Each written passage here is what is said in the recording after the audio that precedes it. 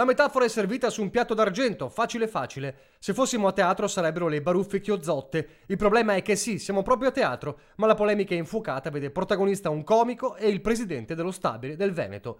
Natalino Balasso da una parte, Giampiero Beltotto dall'altra. L'accusa del primo è quella di un complotto del Carroccio per tenerlo fuori dai cartelloni dello stabile.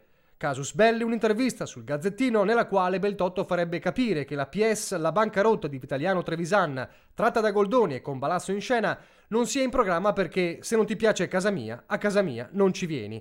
Apriti cielo, Balasso affida a Facebook un post al vetriolo rimembrando il passato di Beltotto come portavoce del governatore Zaia.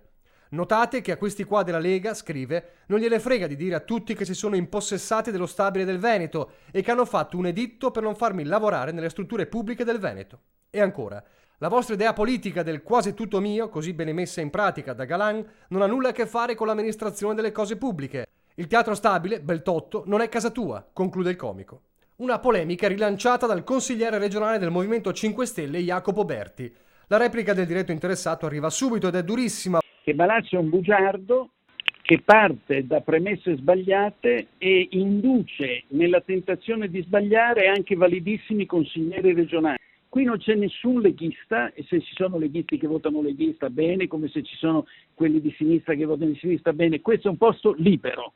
Qui non c'è nessuno che sbaglia per conto terzi o che fa per conto terzi. Forse Balasso è stato abituato ad altri regimi, diciamo così, mi sembra più una lucertola bolscevica che uno che ha diritto a stare su un palcoscenico. E ricorda i giudizi espressi dal comico nei confronti dello stabile. Balasso ha detto lo stabile del Veneto ha copioni tradizionali, canovacci settecenteschi, allontana i giovani e gli spettatori giovani del teatro.